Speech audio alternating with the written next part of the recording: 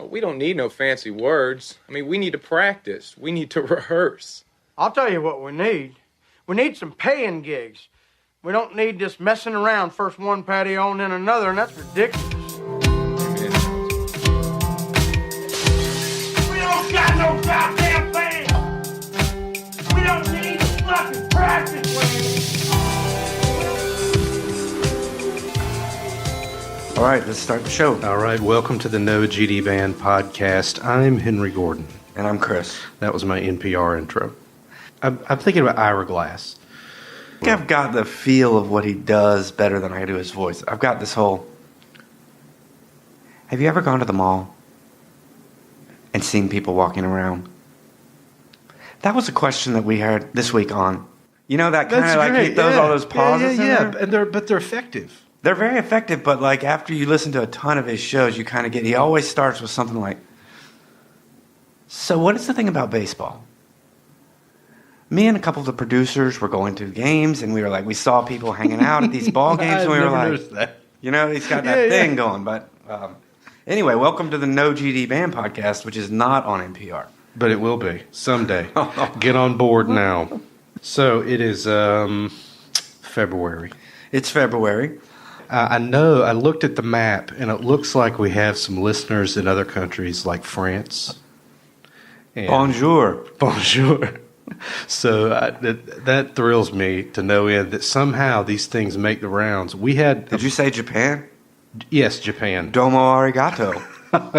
What is it? I don't know. We have at least one listener, and I think I know who he is in Japan, so contact me, please. All right, great.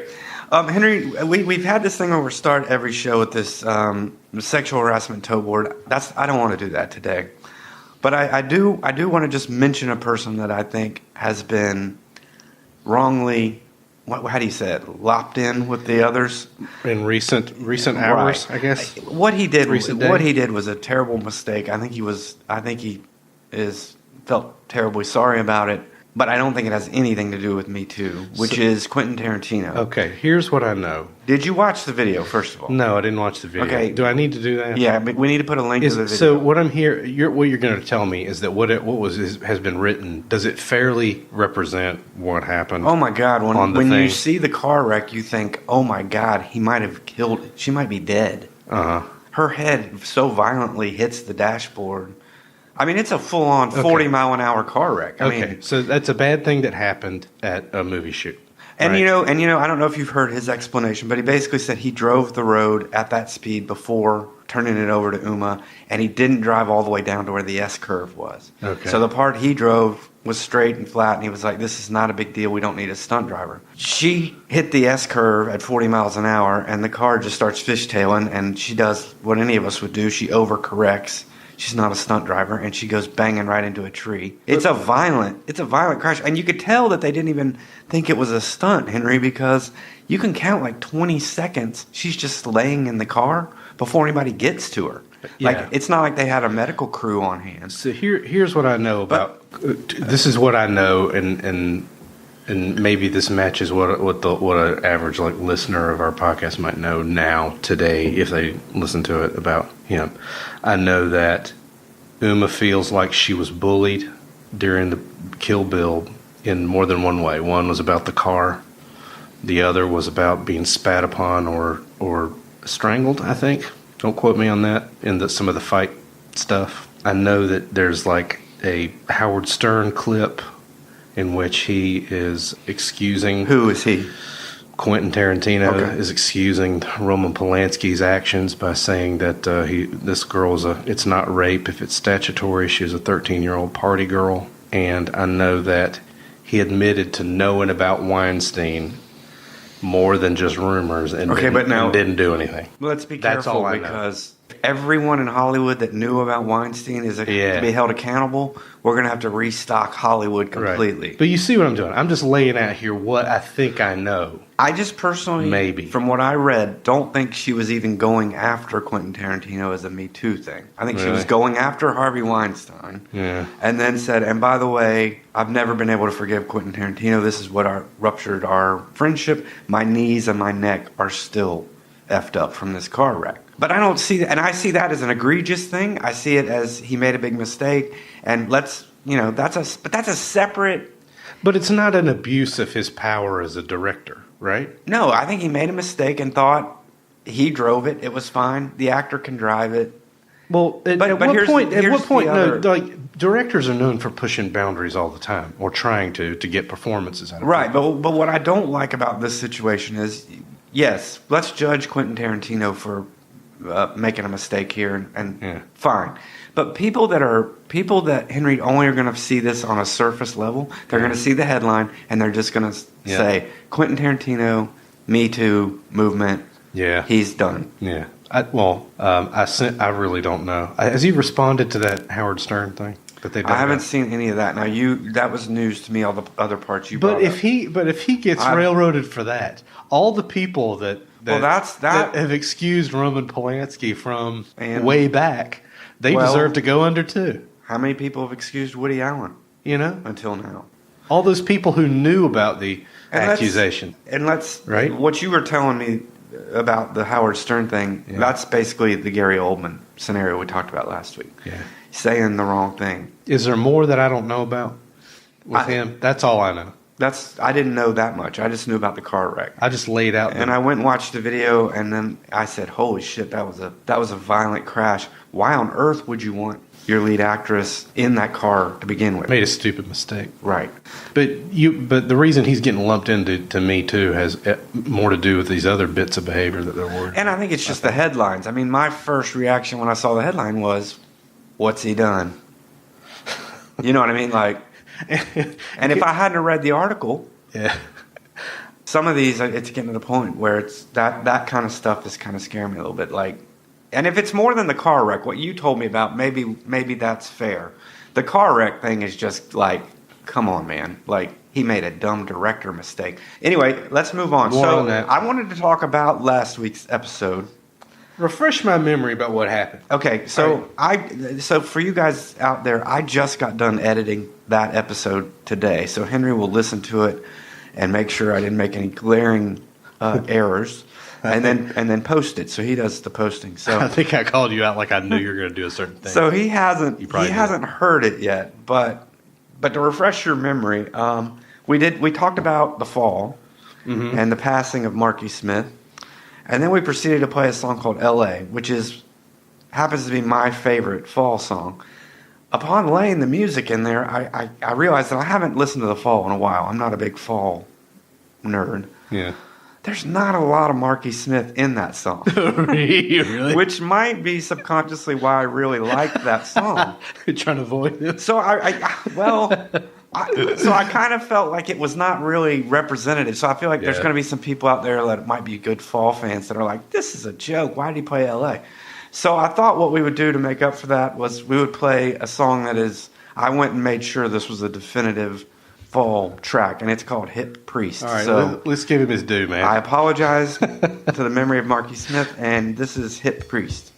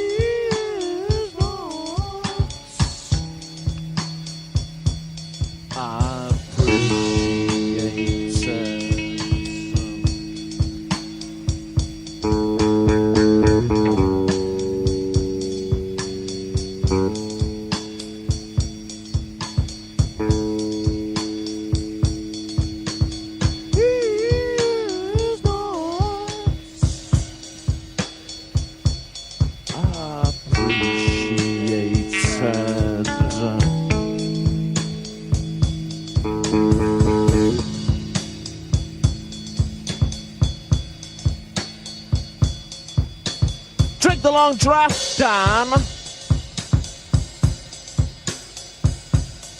for the hip priest.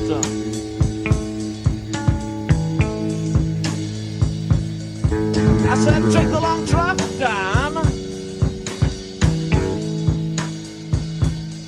for the hip priest.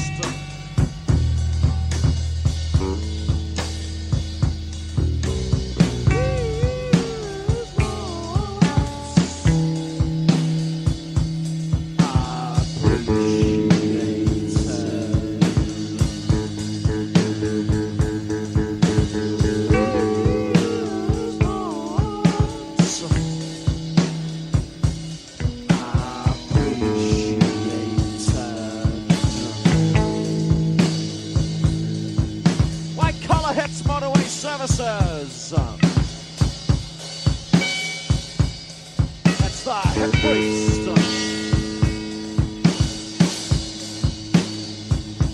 And from the eyes you can see they know. That's the head priest.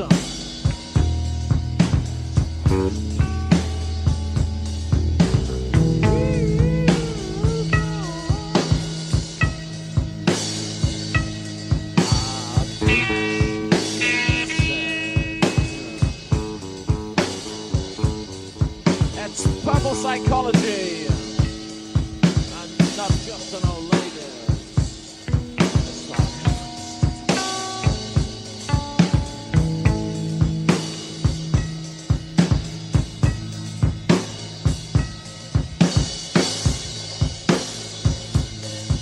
That's hip, hip, hip, hip, hip.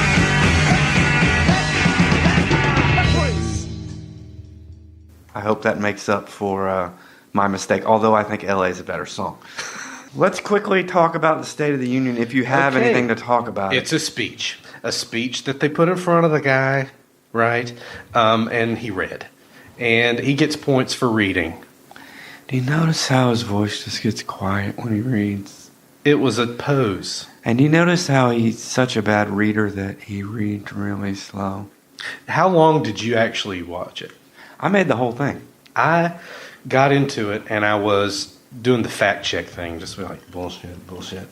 And about 40 minutes in, his voice started to grate on me, and I had to just shut it all down. I think I was more boiling over at the beginning when, like, just the indignity of the whole thing, like watching only 4 Supreme Court justices even show up.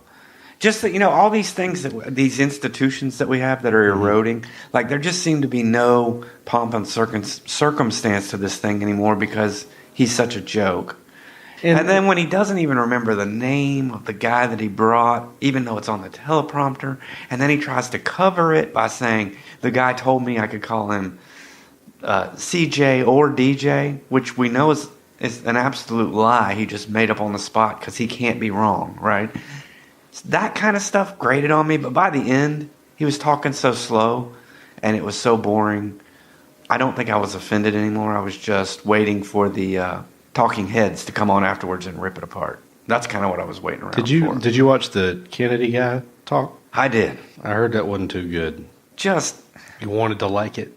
Well, he was just so earnest. Like every line was, I'm almost about to cry about the greatness of the common American and how we're all going to stand up to this. And it was just... Was he from Detroit, I saw? He was in Fall River, Massachusetts, because he's a Kennedy. Okay. I think he was trying to do his grandfather. I don't know. I read a lot of people that said he did well, and he is young, and he definitely is ideological. I mean, he is idealistic, which I think we need. Mm-hmm. And we do need to move. I know you disagree with me on this, but I think we need to move some of the Elizabeth Warrens and the old guard out and get them out of the way. Boy, that's a tough speech to give, too. You look at anybody that's given that speech, everyone's done it. Bobby Jindal was supposed to be the great Republican hope, and he gave the rebuttal one year. And got smacked. That was the end of his... But he gets points no matter. Republicans will line up behind this guy and give him kudos no matter what. It's an embarrassment that these guys support. You're talking him. about Trump. Yeah. Right. All these people who lined up against him, really, many of these people didn't want him to be president. Oh, no. Or when he started running. Oh, no. And now are fully behind him in some supportive push for how great he is. I'll tell you, that's the other thing that drives me And crazy. all the God shit that he started dropping in there just chapped my ass to no end. It's like, I can't believe it's so transparent. Let's pour some whiskey. Yeah, please. Oh, show me the way to the next whiskey bar. Oh, don't ask why. No, don't ask why. For we must find the next whiskey bar. Or if we don't find the next whiskey bar, I tell you we must die. All right, so this one is Now, Megan picked this one out. It's pretty good stuff, I think. Basil Hayden's Kentucky Straight Bourbon Whiskey from Frankfort, Kentucky. It is pretty good. It's got a label on it, a metal band around it. I wonder if Basil Hayden's a real person. I don't know. Is it got an aged? How much it's aged, or any kind of factoids like that? Absolutely not.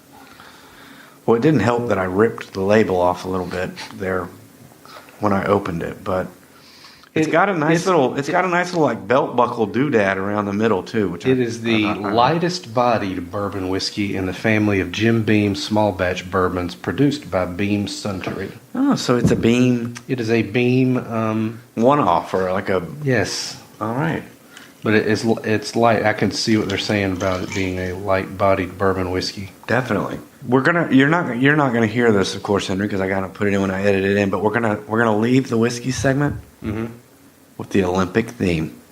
Here we go.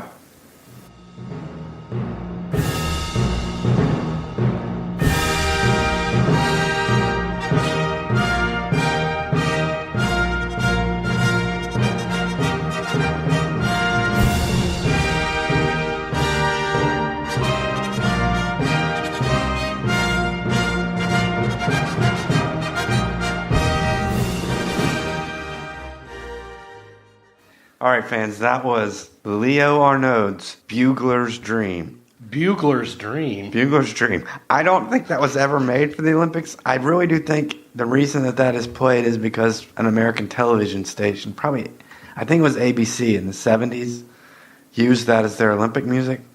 Leo Arnaud? I guess Leo Arnaud. Arnaud? Or Arnaud? If you were French, how would you say 10 years later, Arnaud's Fair fused with Olympic history when ABC used it for the 1968 cover. It was the ABC. It became synonymous. Yeah. You were right. It's like a TV It was the concoction. TV concoction. So this episode is our Olympic episode. I'm so excited. The Olympics start Friday after the taping of this show. So probably we're in the middle of the first week of the Olympics when this one comes out. I know all of you are probably hating having to take a break from the Olympics to listen to the No GD Band podcast this week, but we appreciate you doing that. South Koreans are going to do the opening ceremonies, right?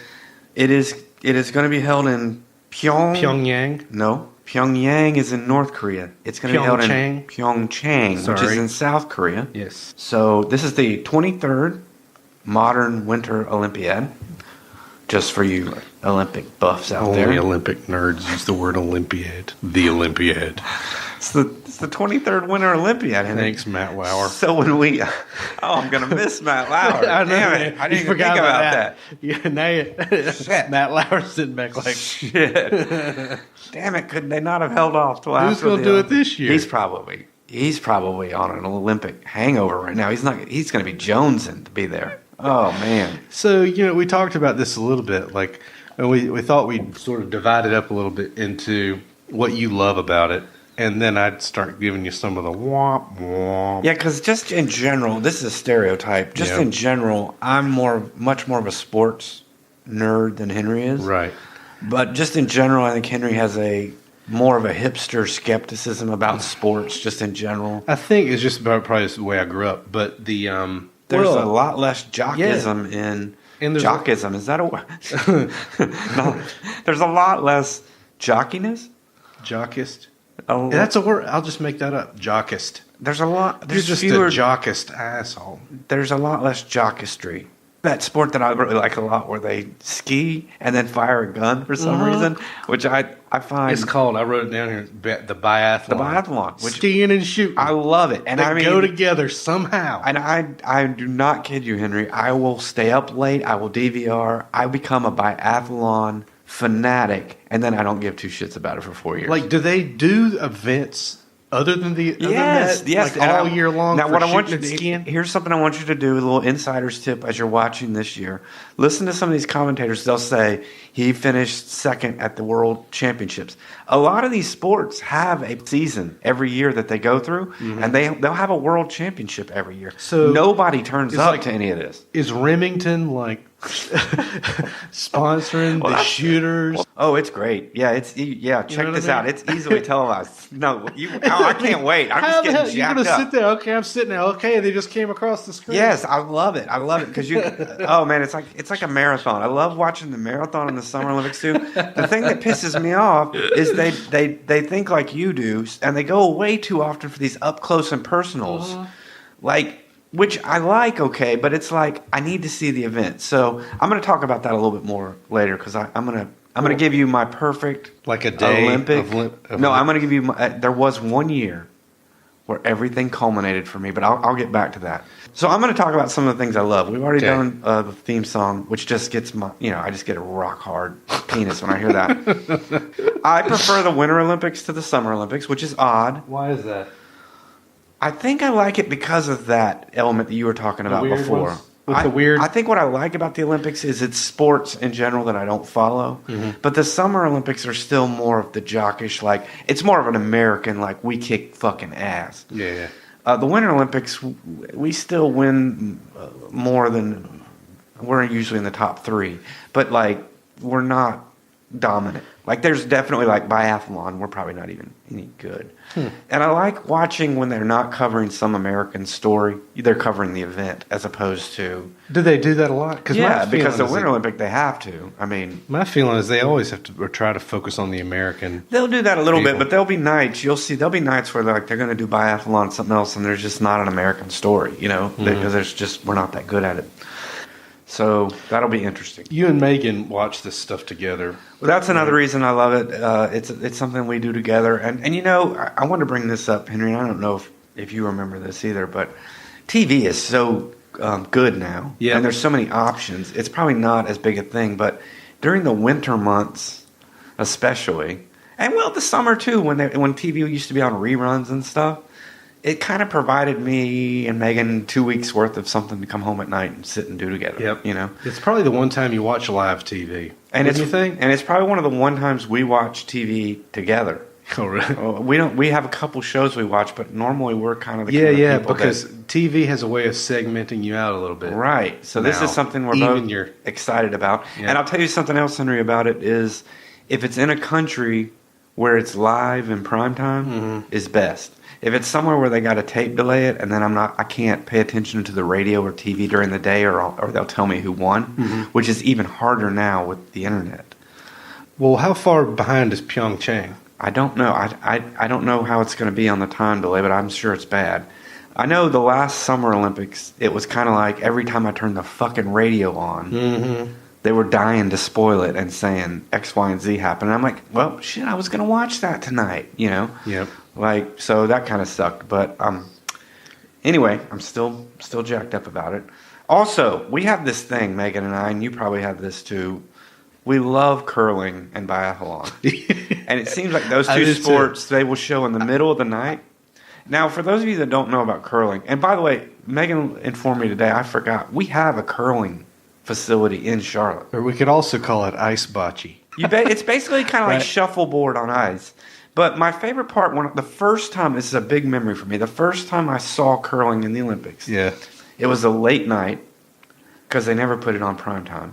And the guy that won, on the team that was winning, was Eastern European, and he smoked the entire, I don't even know what they call it, curl? The entire curl. Session. It blew my mind at this guy that obviously looks like he hangs out in a bar all day. I thought when they do it, they kind of slide with it. They slide with it and let it go. And then they got a guy with a broom that goes in front of it. To somehow the action of smoothing the ice out or creating friction in front of it makes it go or steer. It steers a little bit and it slows it down or speeds it up depending on where he wants it to stop. But it's a lot like horseshoes and shuffleboard. It's nuts. But any Olympic sport that you can do and smoke cigarettes. And the curling center here in Charlotte, these folks are actual curlers. They do it they're trying to get to the Olympics and stuff like that. To pay for their curling center, they've got a bar in there. So you can go hang out on a Friday night and drink and curl if you want in Charlotte. No. Which is amazing because apparently they've opened some place in Charlotte now where you can throw axes while you drink, which I think is insane. But you can do that. We should do a live pod at this curling association. What about the axe throwing place? Or the axe throwing place? There's a lumberjack place now that actually serves alcohol and allows you to carry an axe at the same time. I'm not shitting you. It's over here, 2 streets over. It's brand new. All I did was search axe, and it comes. The fourth thing is axe throwing Charlotte. I'm telling you, it's big. Now, Lumberjacks. Now, I can tell you. Right on here, over here in Louisiana. Yeah, I can tell you. Jeez. That I can understand drinking while you curl because you're going to be on ice. It's going to be cold. You might need a drink to keep you warm. Who in their right mind, what insurance company is writing the policy for a place that serves drinks and allows you to throw axes? God dang, dude. I don't know. We'll have to look into that. But maybe I bet they're dull. Maybe we'll do. Well, they stick in the wood pretty good. We'll have to look into that. Maybe we'll do a live podcast. I am going to look into that. Lumberjacks. My next item on why I love the Olympics is one word: bobsledding. Bobsledding. Who doesn't like bobsledding? It looks dangerous as hell. Of course, but it also looks fun as shit, right? Yeah. That's what you imagine as a kid. Like, wouldn't it be cool if sledding was a sport? You can't even tell. Like, the winning run versus the second place run is like 2/100ths of a second. I saw It's footage insane. of a guy coming off of one of those things one time. That looked terrible. It's kind of like wanting to watch a car wreck too, right? You're kind of hoping they wreck Well, I mean, a little bit. that's the reason people watch these things. Is that they think they're. There's that one guy that's got his neck stuck way out there like a turkey when they wreck. Yeah. Like his head's way out. What about with a guy? What about the guy in the back? Like that guy. He's a pusher. So all he does is and then try to ride. keep his head in. But that's the great thing when they wreck. He's usually the guy that's got his He's head not stuck steering up. or anything. No, because he's just a pusher. He's like a big brawny guy that can push real hard. And you got the different variations. You got the 2-man, the 3-man, the 4. What about that luge thing where they got the one guy laying all on top of the other guy, and they're both wearing these body suits? Seems slightly homoerotic. Slightly. I mean, I would think so. They're already laying there. This is what I know. They lay down like this, but they're steering with their feet. Yeah. with their legs. I guess probably with these. Yeah.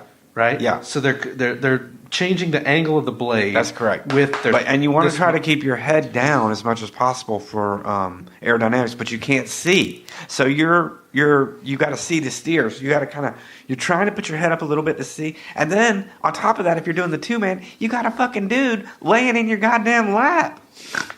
Yes, intimacy. I love this sport. Who came up with lay this your stuff? head on my groin, Chris, as we go down the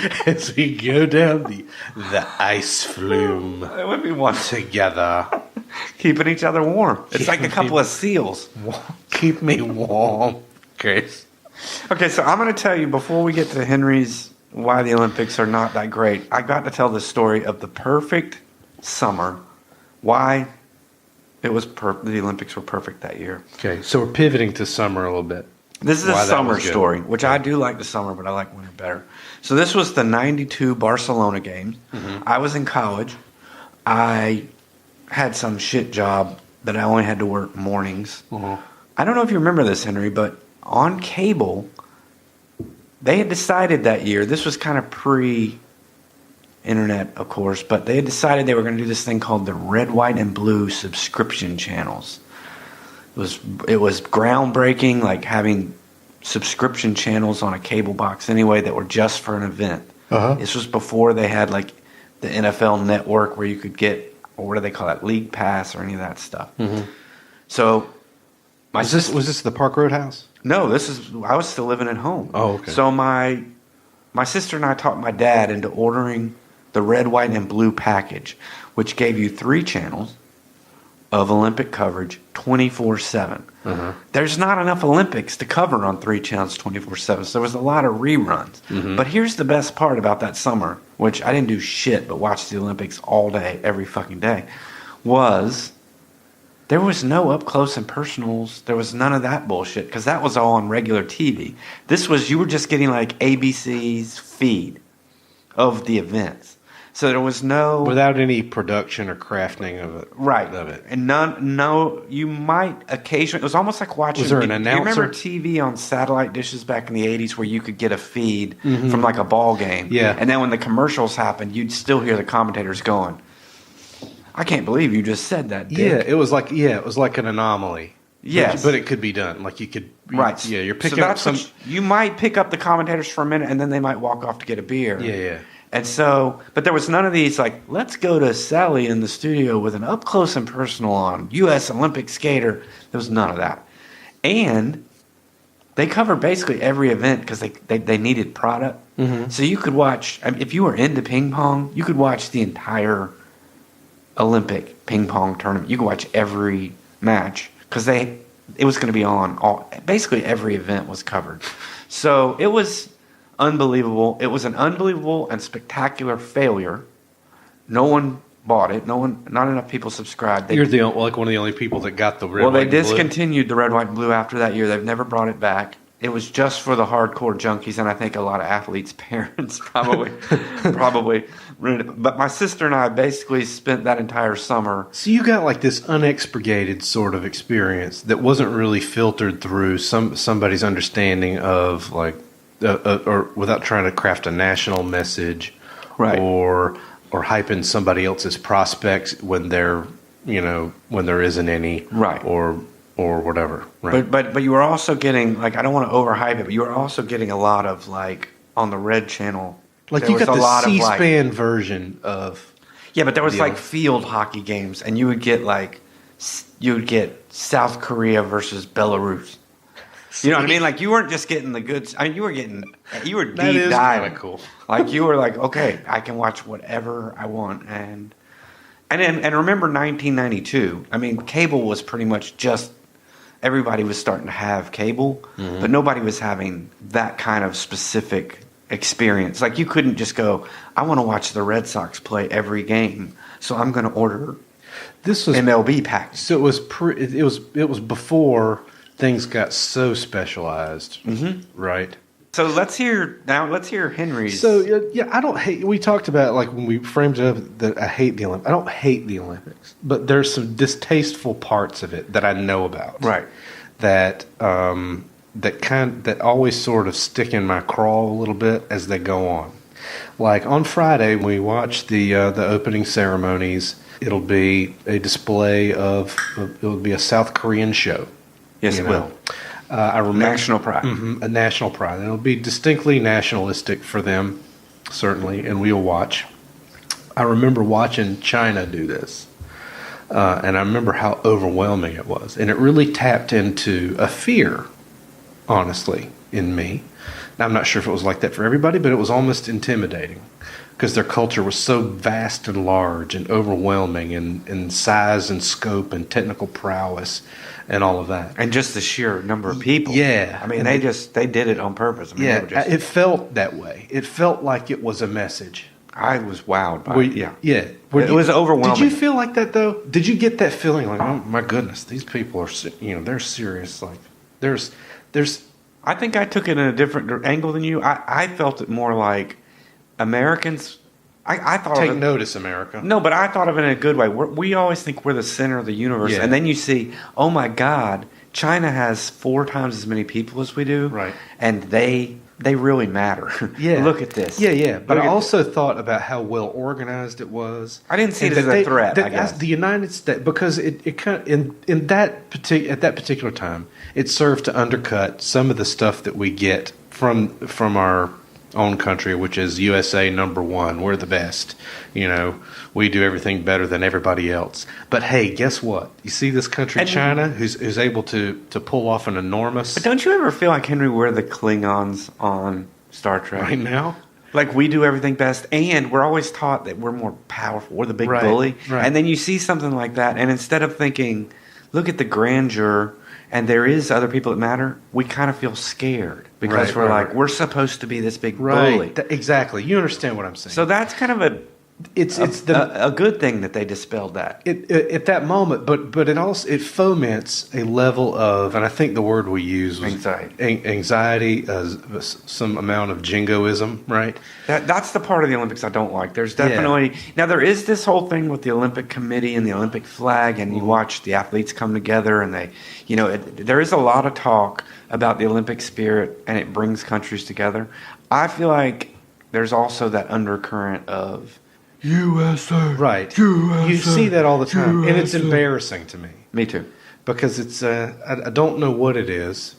But I almost take so much pride when I see some little country that sent 3 athletes and one of their people doesn't even come, just finishes, and they're crying. And I'm like, that's the Olympic spirit. Right. Not us crushing somebody with NBA basketball players and everybody going, USA. And they do the medal count as if, right. I know. But part of that's the American version. But that's just the parts of it that I don't I know. And the other bits is what I do know about what it puts countries through in their infrastructure. And it costs them millions and billions of dollars to erect these stadiums that end up going fallow, and nobody uses them. I looked this up, and I've kind of kept up with this before this week, but if you will make a note to post this link with the episode. So I listed some of the ones. The ones in Athens were the biggest issue because Athens couldn't even afford the Olympics. They were almost bankrupt when they started. Mm-hmm. But every single Olympic venue in Athens is dilapidated, torn down, or just going fallow. Rio was another one. They used that stadium. And they built a bunch of these stadiums because they had the World Cup in soccer right before the Olympics. Mm-hmm. They've all been just falling to pieces. But so what is the point? Even the one in China, the Bird's Nest, which is the famous Olympic stadium, they just redid it 2 years ago. They've only had 2 events there since the Olympics, but there were pictures of it in 2010 where it was, in total disarray. But anyway, that article, there's an article, Henry, you can post that people can take a look at some of the different countries, what the stadiums look like now, and it is appalling. The angle I wanted to take on that, Henry, which I don't know if you've thought about it this way, is by virtue of that, if you were being a good citizen of the world, and you were saying this costs countries that shouldn't be spending that kind of money, inordinate amounts of money that they could spend on their population. Their people, What that leads you to is another problem, which is the only countries that can afford to host this are first world countries like the United States or Germany or Great Britain that already have the stadiums to do it. Mm-hmm. And then it becomes this elitist thing that we forget about being in a first world country because you said, why do they do it? Right. What is the point? Because, and that, that's kind of how do I say this? That's kind of like the big guy at the who always sits at the lead table, talking for the little guy that never gets to sit at the lead table. What is the point of these little peons doing this? It ruins their lives. Well, you know what? It's their one chance to sit at the big boy table and to showcase their country to the world. Now, is that worth it? I don't know. But if you logically take the liberal point of view, which is they shouldn't do this, then what you're left with is the only countries that get to host an Olympics are the United States, Germany, white European, first world countries. And that's not the Olympics. Why can't we just all go to Athens?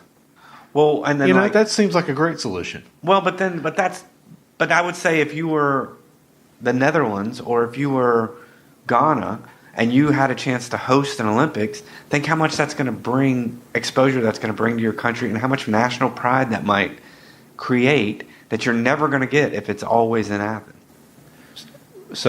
Which I'm not saying is not a great compromise. That'll never happen. The financial benefits is what you're saying. There has to be, or these countries wouldn't bid on it over and over and over. What is gained? I'm not saying there's anything that is gained. We see the stadium problems. Okay, let's just put that to the side. What else is gained by having? There's economic benefits for Rio. I would say no. Was there a big influx of there was, but I would say it's outweighed by the cost expenditure that they had to put forward. So what is gained?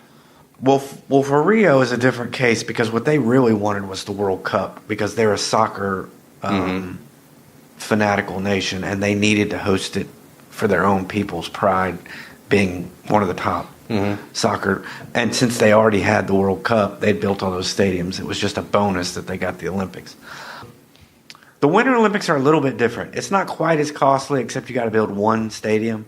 But everything else, you got to have. And here's the thing with the Winter Olympics: you got to have somewhere where people can ski and shit. You know what I mean? So you got to have some mountains. So that kind of limits who can do a Winter Olympic.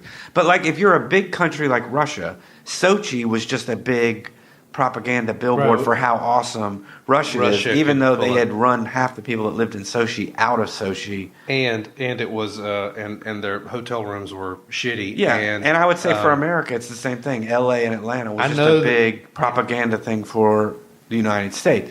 But think about countries like we're gonna have to go back and look, but like Lillehammer.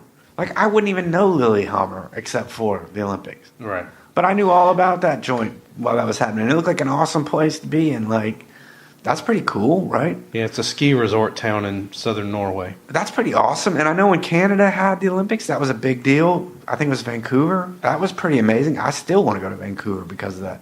And I just feel like the Olympic spirit, part of it is, it's about the world. You know what I mean? It's like, it's cool that we on our American television get to experience, even if it's not real, for 2 weeks we get exposed to this culture that we would never get exposed. You know what I mean? Yep. And like, I think it's. I don't know if it outweighs this financial benefits, and I won't argue with you, Henry, that it's become such a big business. I will tell you that what I know about Pyeongchang Stadium is it cost over $100 million. It's meant to be temporary. It's going to be used 4 times, and they're going to dismantle the thing.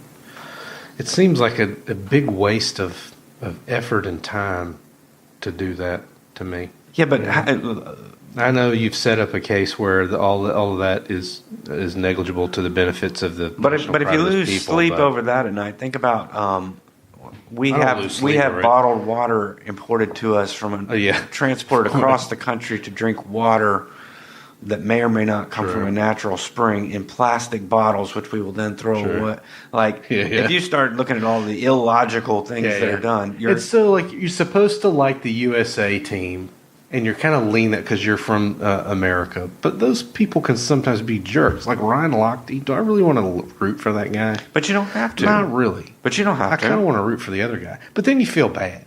Then you're in a room. You're in a room with people like, I don't care if the Americans win this. And I kind of like this scrawny little guy over here. I have no problem doing that. The Olympics, I will say, give me the opportunity to root for the underdog every single time. Right. Now, I don't do that. I normally root for the American. But I'll be honest with you. Yeah, like, I've never rooted for Ryan Lochte because he's a dick. Yeah. And I'll tell you another one. Like, I start getting tired of the ones they push on me so big. Like Michael Phelps, I started getting to where it was like, Jesus Christ, you know. But you know, that's your own personal choice. Tell me about this. I didn't know you wrote this down. That they did a poll that only 35% of South Koreans even give a shit about the Olympics. The South Koreans don't care about the Winter Olympics. Like, as a people, they don't really care for it. 35% of the people that, like, the tourism board there did a survey from all the people about, you know, what they thought about it, and only 30 some odd percent of the people actually liked or cared about what happened there. And so, you know, it's a national push, right? More so than in the interests of the people. Who is it in 2020? Who is it that pulled out in 2022 because the people didn't care or didn't want it? Oh, I didn't know that. I haven't heard that. Somebody in the Winter Olympics of 2022 just said screw it. That said that the people voted, and 70% of them said I don't want it. I don't want to do it. Wow. And the prime minister said, I think this is a bad idea, but I'm going to get on my high horse here, and you don't give a shit about this, I know. But if the worst case scenario happens, and because of what happened with Jerry Richardson, the Panthers leave, nobody gave a shit about MLS coming to Charlotte, and everyone voted it down. But in 10 years, MLS is going to be huge, and if we don't have a football team, and we didn't get a soccer team because we were just, greenways, then it's another one of those things where I think we're just kicking ourselves in the face. And by the way, just real quick, that whole MLS thing, because I followed it real close because I'm an MLS guy, was basically what they do is they trot out the greenways every time they want to get rid of something or they want to vote down something, and they throw this red meat in front of everyone's face. All the soccer moms want I shouldn't say soccer moms. All the baby pushing moms want greenways, which I love. I want greenways too, but they never fucking build the greenways. So it was basically put forward that it was either MLS in Charlotte, we got money for that, or we got money for the greenways, which you want, and it was like a 75% vote to kill MLS and get the greenways. No start on the greenways yet. There's been nothing. I saw a big thing on Facebook about where are the fucking greenways. Well, I will tell you. And they've been telling us. Starmount has recently started their own greenway. The greenway has started happening. But until I see a greenway, which I was promised that connects Rock your Hill MLS team, and we now have. Well, and that's fine. You know what? If there's a greenway that connects Uptown to Rock Hill, which is what they promised, why can't they do both?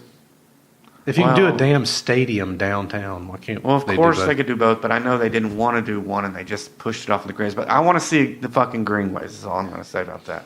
Well, let's do this one last bit.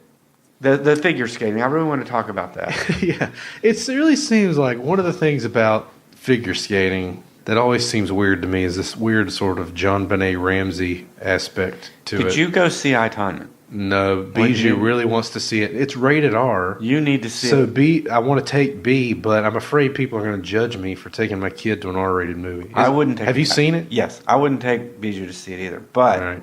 How old is Bijou? 12. Not yet. But I will say this: everything that you're thinking about figure skating, is right. Figure skating is kind of gross, and it's not like any other Olympic sport. It matters what you wear. It's more like a beauty pageant than an event, and I think they need. Did you get that from I, Tonya? Yeah, and they either need to take that out of figure skating, or they need to take figure skating out of the Olympics. Now, by saying that, every woman listening to this podcast is probably having a brain hemorrhage because it's a lot of people's favorite thing. Doesn't it play into all of those things, like the princesses and the Barbie and the figure skating? And it does. All of that. But let me tell you why. Because think about it this way: it's a sport. There's two sports that's kind of weird because one is the summer equivalent of the other: gymnastics and figure skating, where the scoring is completely subjective. Mm-hmm. There is no objectivity. Where, like in the 100, which I love. Here's the thing: the 100-meter dash every 4 years, you either win it or you don't. We find out who the fastest fucking human is, and guess what? It's just either you run it in 10 flat or you don't. Mm-hmm. It's not the Russian judge gives you a 5 because your hair was out of place, which is insane. Yeah, and so I'm sure they overdid it a little bit. But in I, Tonya, the gist of it was, and I didn't know this till I went and saw the movie, she's the first American woman skater to do a triple axel. She did it in a competition. No other American woman going into that Olympics could do one but her. But yet she still wasn't the top-rated American skater because her leotard was homemade because she was poor. Really? Yeah, and like she didn't play by what you're talking about. Now Nancy Kerrigan, it turns out, I didn't know this, was very middle class. Not super rich, but her parents took out second mortgages on her homes to buy Louis Vuitton, the best to make, and they even told Tonya Harding. A lot of the judges afterwards told Tonya Harding, "You don't really represent what we're looking for." She could do a triple axel. No one else could. What do you mean they didn't represent what they're looking for? So the national committee looks for that stuff. Well, when it puts people on the national stage. Look at the rules of figure skating. There's more than just technical scores. There's also the presentation score, which means the way you smile and do your arms, and also the way you're dressed. And so all of that factors in, which is it's just kind of creepy. But that's a movie you definitely should let Bijou watch in 3 years. Okay. But you should go ahead and check it out. It is hilariously done. It is wonderfully done. Now, all that being said, there have been some major, historical, pivotal moments that happened. This is another reason why I'm pro-Olympics. There's been some historic, non-sports, not just sports related, but things that have happened in the Olympics that are bigger than the Olympic. I've got a list of them here. Sure. 1968, human rights salute during the medal medal ceremony by Tommy Smith and John Carlos. You had some notes here about wanting to relate that to Colin It's Kaepernick. the exact same thing. So Tell me about that. The backstory is basically these two guys in the 60s when the civil rights movement was happening. Mm-hmm. One, they finished first and second in their event, I believe, or first and third, but they both were getting medals in the same event. Right. They were both representing the United States. They put a black glove on their fist, and during the national anthem, they raised their fist and put their heads down to say, this is our silent protest against what's going on in America, civil rights-wise, Right. and people lost their shit. Right. And there This were is- two of them, right? There's two of them, Now, I heard that the This is- third guy approved of it as well. but the third guy wasn't an American. No, but he was asked about it. Yeah, he thought it was great, but he's not an American, so that So, doesn't... yeah, but I mean, anyway. But there's something about But the reason I want to compare it, it's the exact same thing as Colin Kaepernick. Neither one of these guys said I'm anti-USA. Neither one of these guys said I'm disrespecting I the just flag. didn't fall in line with the behavior Well, no, you wanted me to have. until my race is treated with equality, I'm going to protest. And here's the thing that bothers me the most about the anti-protest movement, even now with Colin Kaepernick. People don't think it's the appropriate place to protest. And my answer to that is these folks would... Tommy Smith. Have you ever heard of Tommy Smith? No. This was Tommy Smith's one moment where he had the largest audience he was ever going to have. Other way? Isn't the idea Right. of protesting to raise awareness? It's interesting you should say that because I say that all the time. Like, that is the exact place to do it. That's the place you're supposed to do it. Right. That's the place where I have the most attention on me. It's also interesting when I went back and looked at the articles about this. The opposition to what these guys did was the exact same tactic. Really? They tried to make it about the flag, and they tried to make it about disrespecting soldiers in Vietnam. It had nothing... They wanted... And that's what they're doing now with Colin Kaepernick. They don't want us talking about what Colin Kaepernick was protesting. They want us talking about The flag and the military. And that way they win, even if they don't win that argument, they win if we argue about some different topic than what these guys are really protesting. Well, wouldn't taking it be a stand. great? Wouldn't it be great if something like that happened this year? Because we got every reason to. Well, it's going to take a while. I'm talking to Shaun White, Right. guys like him. Not going to happen. I'm talking to Lindsey Vaughn. Not going to happen. Those folks have every reason to And the show the world. And the two folks you named are professionals. Right, but they have every reason to show the world that we are not like Donald Trump. But they have every reason not to do that sort of thing. Sponsors. Okay, so the next one is Jesse Owens in Berlin. I don't know if you know the backstory on that one at all. I know a bit about it. You probably know more color than I do. The 1936 Berlin Olympics. I mean, you couldn't have asked for a more scripted. I don't really know how Berlin ended up with it, but it was like with the politics of the time and everything going on. This was going to be the Nazi Olympics. This was going to be Hitler showing the world that the Aryan race was dominant. I don't have to say it was heavily white anyway. Not that we were the great.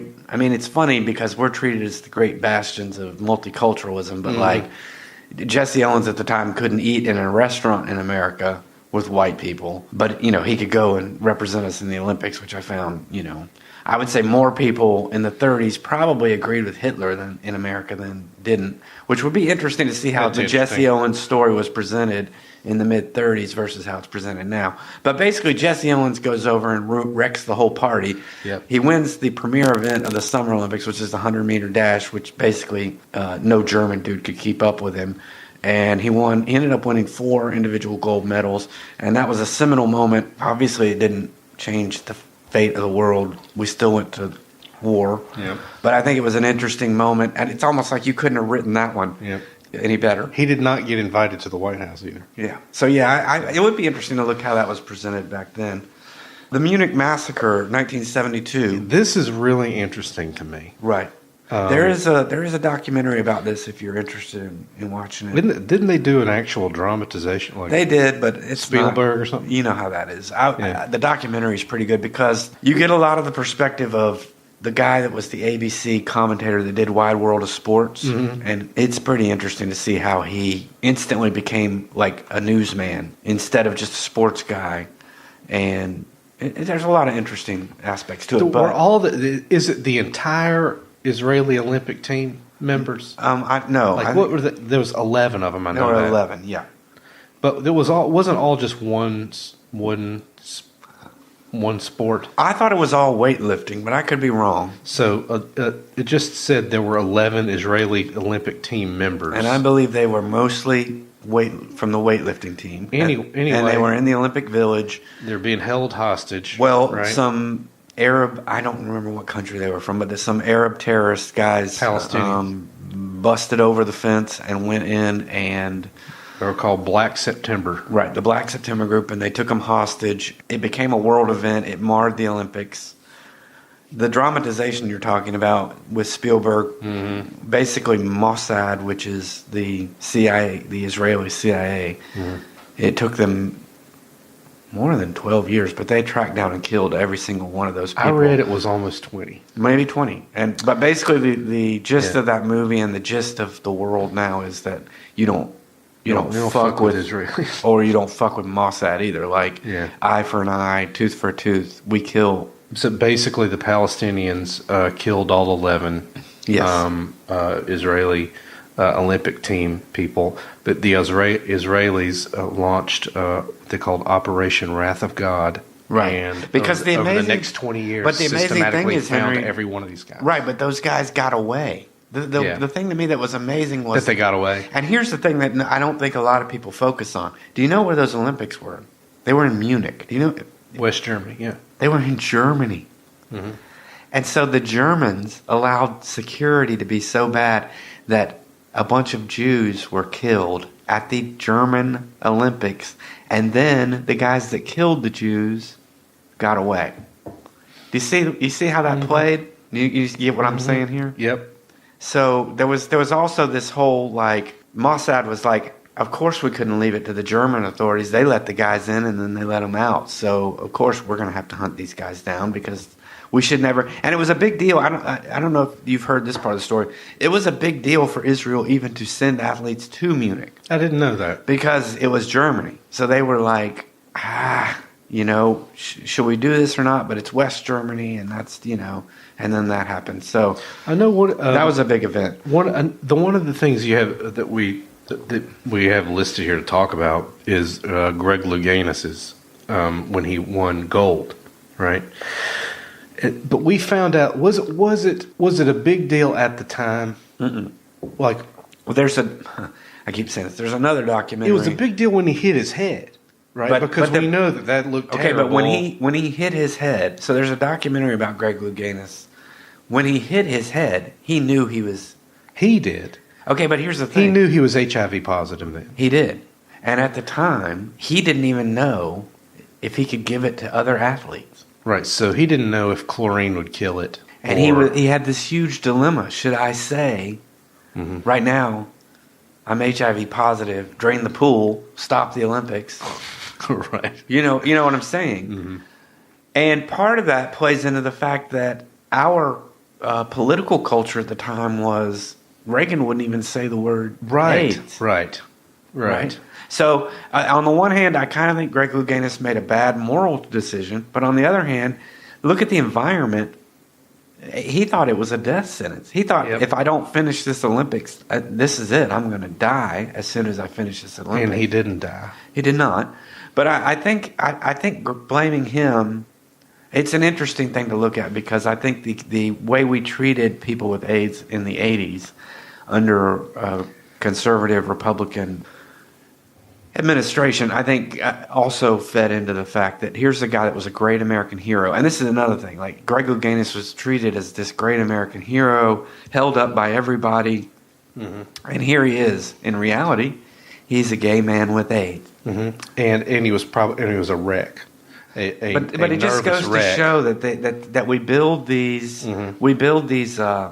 I want to say conservatives so bad, but they build up these stereotype things, and half the guys that they put forward are not like that at all because people are different and people have all their own stuff going on, and there's stuff that maybe you have in your closet that is different.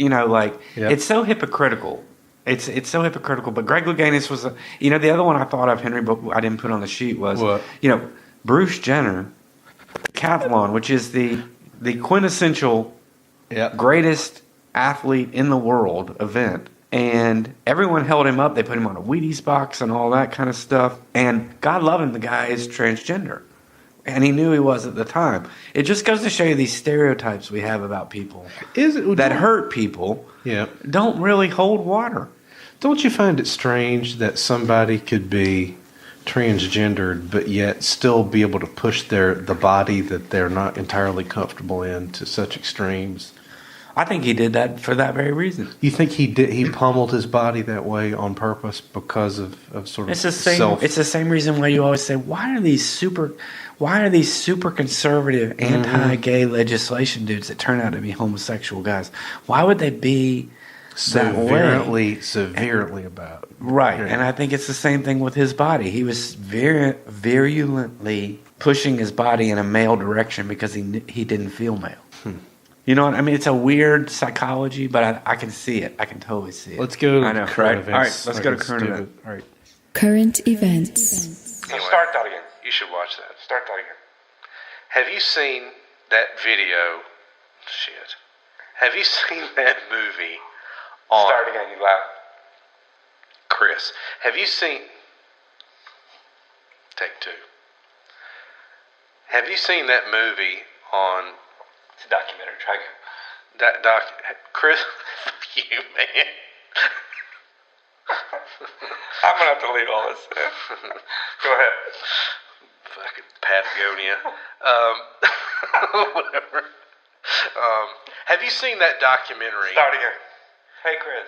Hey, Chris, have you seen that documentary on Amazon Prime about the 808? I did. I watched it the other night. Guess what's going to happen now? What's now? We're going to have missiles going through the streets You saw this. of Washington. Okay, so you saw this, right? Oh, yeah. Did this not instantly ring to you of like the North Korean? Yeah. That this guy is doing a dictator? Yep. And Really? the military is just like, okay. Are his political folks really thinking this is a good idea? Oh, yeah. This is just going to play to the strongman image that he's taken over our democracy. We don't do military parades in the United States. But it's gauche, man. It's like, But to me, it's actually terrifying because it really is. We are turning into one of those countries. He apparently, from what I can tell, from what I've read, it was impressed by the French parade. I can't believe the French do it. The French have a different dynamic. They have even invited other nations to come and march with them in their parade. So it's not like this enormous nationalistic display jingoism that you and I might think of. The French have even invited their former adversaries to come and march in the parade with them. My first thought was Trump's going to order our soldiers now to goose step instead of regular marching. See, the French, and the French don't look at it as a partisan thing either.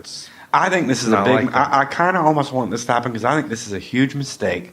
I think 70% of the population will be deeply troubled by this. Why do you think 70%? Because you will have a certain segment of people who are pro-military. Yep, that's the 35%. Even if left-leaning, who would appreciate something like this. No, I think that will go too far. Depends on how it's done.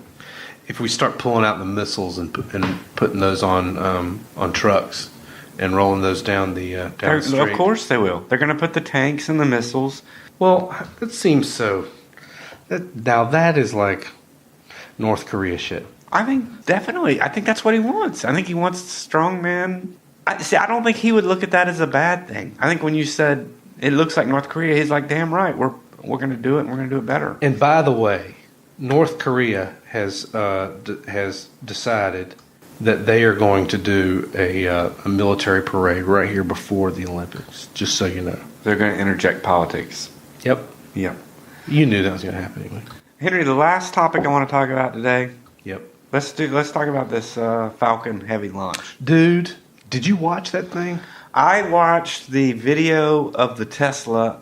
I don't know if you watched it. Of the Tesla in space, you could watch. I didn't see that yet. Live feed for 6 hours. I didn't watch all. I watched 6 hours. I watched the launch. But basically, I watched the Tesla with the fake astronaut sitting in the seat going around the Earth, and I was like, how cool is Elon Musk? Like, I mean, come on. I'm gonna put my electric car up in outer space. I mean, it's like we're gonna have fun with this too. Like, we're not just gonna put. And I don't know if you didn't see it all, but on the dashboard where the smart display is on the car, they'd put it somehow because it's not on, but they put it somehow so when the sunlight hit it, it said "Don't panic," which I thought was great, right? Yeah, it's like, who gives a sci-fi Hitchhiker's Guide to the Galaxy nerd out on there? Every time, I don't know, and one of the reasons that we named the band Galaxy Girl that you and I started back in the 90s was because of my fascination with space travel. It's always had an emotional vibration with me. Some people admire soldiers and stuff. I admire astronauts. I think they're the men, Well, let me take par excellence. Let me take a little. I don't want to poop on the parade here because I'm really hyped about what Elon Musk has done. Yeah, I'll get there. Does it not feel a little bit shameful, though, that we've turned this over now to private enterprise? That as a country, it's interesting. We've decided to stop. I would say that's true. Well, I'm only seeing it now because we've decided to stop. That the commercial space industry has, or at least Elon Musk and SpaceX, has made a cheaper version of the Saturn V that will carry more weight and is easier to put into space. Yeah, but like but it's not like NASA's doing anything. No, they're not. It seems like they're just offering up the launch pad. It's like they gave up and they're renting out launch pads. So as a country, we've ceded. Right. We've ceded space travel as we've ceded everything else, right, to capitalism. As a nation, space shuttle was about as far as we could go. We're just not capable. It's almost like that. It reminds me of that movie where we get dumber and dumber and fatter, and we just, Idiocracy. As long as we make Cheetos, somebody else can go to space. Yep. But you see a lot of the sci-fi stuff that predicts this. Like Alien, the movie Alien, they all worked for a corporation. They didn't fly for the United States. And then, when that came out as a kid, I was like, that would never happen because NASA is in charge. No, they're not. And it kind of saddens me that I really felt like looking back at history that the space program under Kennedy energized us to be better as a nation and as humans. Right. Do you think that the existence of that space program back then gave us a common point of interest with people who we might otherwise be ideologically different from, as a place that we could look to together to get to, sort of psychologically? Yeah, but I think, so what... Do you follow what I'm saying? I see what you're saying, but I think about things like the launch. If that launch had been done by NASA, we'd all been watching. Right? It would have been on every TV station. But we would all... But it's private, so no one gives a shit. And the second thing is, what happens when Elon Musk starts putting people up to Mars and he puts non-Americans on there? Are people going to go ape shit? Because people will finally pay attention when they're like, oh, now they're putting people. Okay, now they're going to Mars? Which Americans did they pick? And what if he's got an Italian and a Mexican and people are going to fucking lose their shit, right?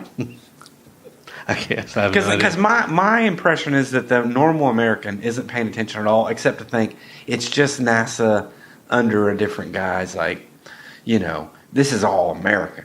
But, he's not obligated to put Americans up there. No, he's not. He's obligated to put the best people he can take SpaceX and go somewhere else. Or he can still launch in America. He can put whoever his employees are. If he's employed South African guy, he can put him up there. Why not? Yeah. I just feel like I can't believe we've just ceded this as a national ambition. I don't know why you can't believe it. I don't know why we did it. Because we surrender everything to that, man. But seems to me that would make more sense. It's just another step. But that would be better than holding military parades. That would be a better thing than even doing the Olympics. Yeah. I think we were the leaders. We were the world leaders. And there could be a case made that capitalism drove cost out of the system so that they could make improvements to that rocket. I mean, there's a good argument to be made that they made it less expensive, right? That that you had to take it and put it private to get to where those rockets became reusable. Basically, What Elon Musk has done, which I don't think a lot of people realize, is there's two other, like, one of his competitors is right there near where they launched from. Oh, really? And they're not working on reusable rockets. What are they working on? The same technology that NASA did, which was you use it once and it's gone. And the analogy was this would be like the difference between starting an airline where the planes can go back and forth and the other companies all have an airline where the plane flies over your destination and you parachute out and the plane crashes. That's the difference in cost, because they're going to have to build a new rocket at the other place every single time they put somebody up. It seems ridiculous.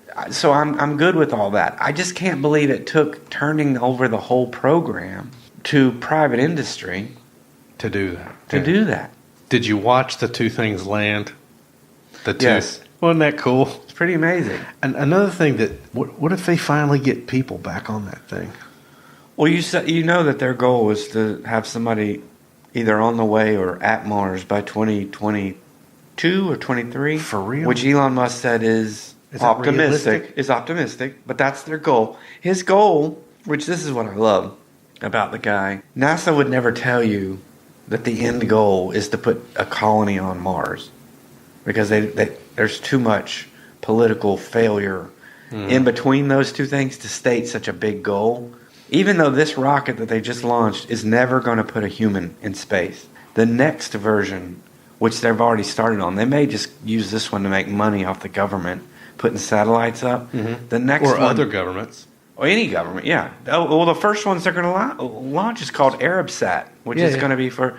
But yeah, the next version is the one that's for humans. They say they're jumping ship and starting to work hard on the next one, because he wants to have a colony on Mars before he dies. And he doesn't have. He's not. He thinks he's saving the human race, Henry. I'll tell you what he thinks he's doing. He thinks he's saving the human race from climate change.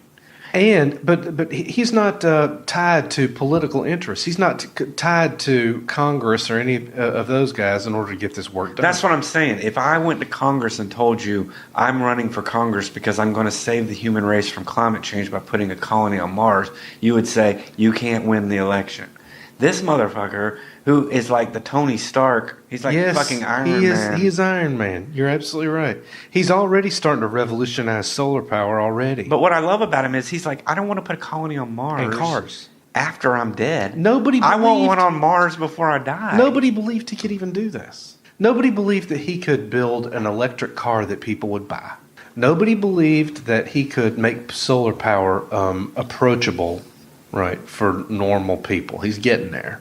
I think he honestly... We could plunk down $60,000 and you can have a Tesla. Yeah, and I think if he had enough interest and there wasn't enough possible political backlash, I think he could have gone and installed one of his factory battery things in Puerto Rico and had Puerto Rico running again, which right now still, I think a third, I heard yesterday, of Puerto Rico still doesn't have power. God. It's almost like they're not American citizens. It's crazy the way we treated them.